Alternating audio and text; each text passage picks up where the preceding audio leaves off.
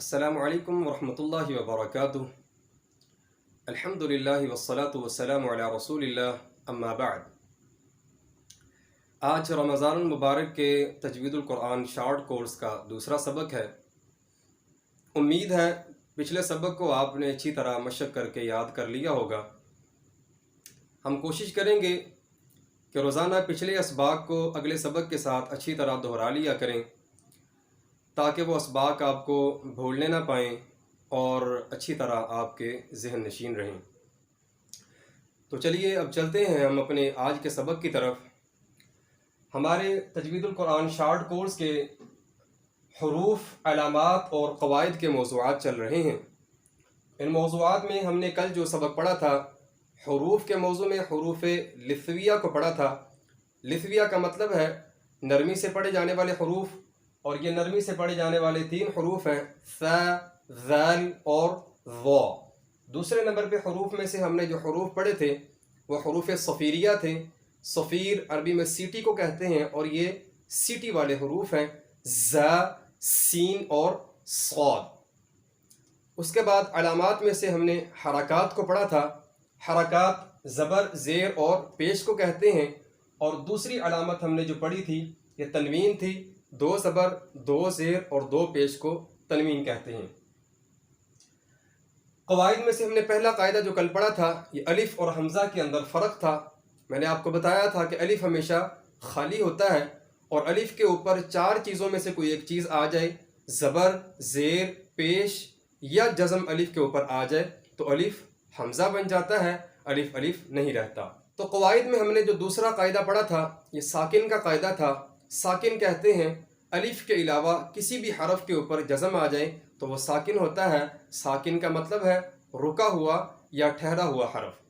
آج ہم حروف میں سے تیسرے حروف کا مجموعہ پڑھیں گے۔ تو یہ تیسرے حروف کا مجموعہ جو ہے یہ ہیں حروف مستعلیہ۔ حروف مستعلیہ موٹے پڑھے جانے والے حروف ہیں، یہ ہمیشہ موٹے پڑھے جاتے ہیں۔ تو آئیے میرے ساتھ مل کر ان حروف کو پڑھیے۔ میں نے آپ سے پہلے کہا تھا کہ اگر آپ اپنے تلفظ کو بہتر کرنا چاہتے ہیں تو اپنی شرم، حیا اور جھجک کو ختم کر کے بلند آواز کے ساتھ آپ نے ان حروف کی ادائیگی کرنی ہے۔ تو حروف مستعلیہ میرے ساتھ پڑھیے۔ خو، صاد، ضاد، طا، ظا، غین، قاف۔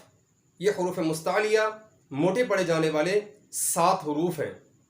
حروف تہجی میں سے یہ 7 حروف، ان کی ادائیگی دوبارہ کیجئے۔ خو، صاد، ضاد، طا، ظا، غین، قاف۔ یہ ہیں حروف مستعلیہ۔ جس طرح ہم نے لثویہ اور صفیریہ کے اوپر حرکات اور تنوین کو لگا کے پڑھا تھا، اسی طرح اب ہم حروف مستعلیہ کے اوپر پہلے حرکات لگائیں گے، پھر اس کے بعد تنوین کے ساتھ حروف مستعلیہ کو پڑھیں گے۔ تو میرے ساتھ پڑھیے۔ خو زبر خو، خو زیر خی، خو پیش خو، خو خی خو۔ دوسرے نمبر پہ حروف مستعلیہ میں سے صاد ہے، تو صاد زبر صو، صاد زیر سوئی، صاد پیش سو، صو سوئی سو۔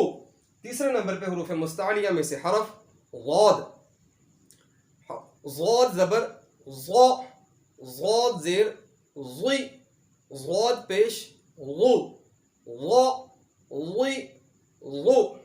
چوتھا حروف مستعلیہ کا حرف طا ہے، طا زبر طا، طا زیر طی، طا پیش طو، طا طی طو۔ طا کے بعد ضا، ضا زبر ضا، ضا زیر ضی، ضا پیش ضو، ضا ضی ضو۔ اس کے بعد غین ہے، تو غین زبر غو، غین زیر غی، غین پیش غو، غو غی غو۔ آخری حروف مستعلیہ کا حرف قاف، اس کو زبان کی جڑ اور اوپر کے تالو کے ساتھ ادا کیا جاتا ہے۔ تو پڑھیے۔ قاف زبر قو، قاف زیر قی، قاف پیش قو، ق قی قو، یہ حروف مستعلیہ ہم نے حرکات کے ساتھ پڑھے۔ اب ان حروف کو ہم تنوین کے ساتھ پڑھتے ہیں۔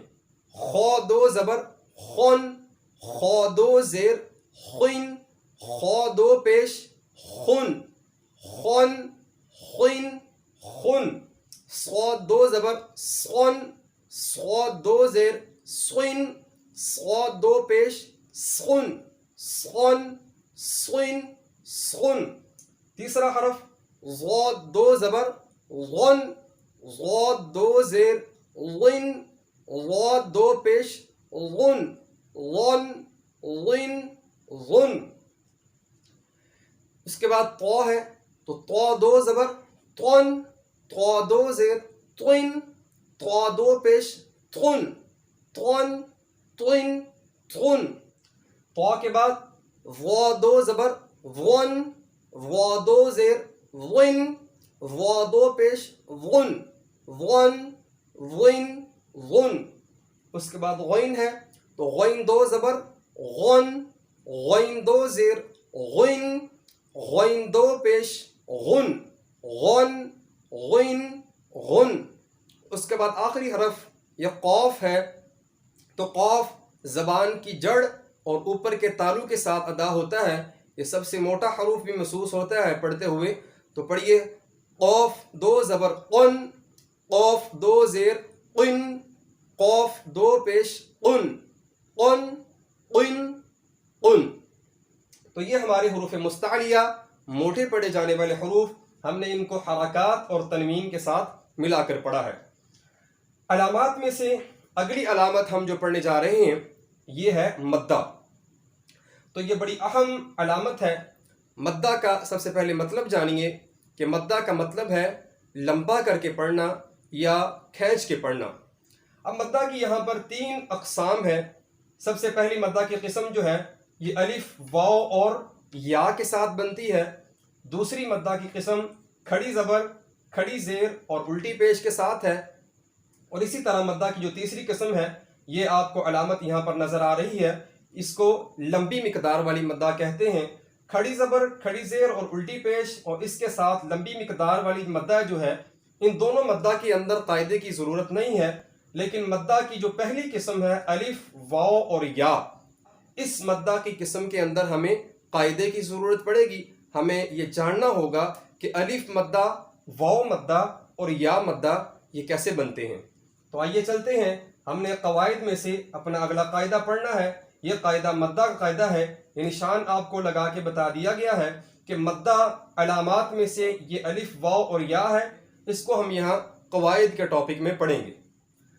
تو مدہ کا قاعدہ پڑھنے سے پہلے کل ہم نے جو پڑھا تھا یہ ساکن، اس ساکن کو ہمیں اچھی طریقے سے یاد رکھنا ہوگا۔ میں نے آپ کو بتایا تھا کہ الف کے علاوہ کسی بھی حرف کے اوپر جزم آ جائے وہ ساکن ہوتا ہے۔ ساکن کا لفظ جو ہے یہ بار بار قواعد کے اندر استعمال ہوگا، اس لیے ساکن کو آپ نے اچھے طریقے سے یاد رکھنا ہے کہ الف کے علاوہ کسی بھی حرف کے اوپر جزم آئے تو وہ ساکن ہوتا ہے۔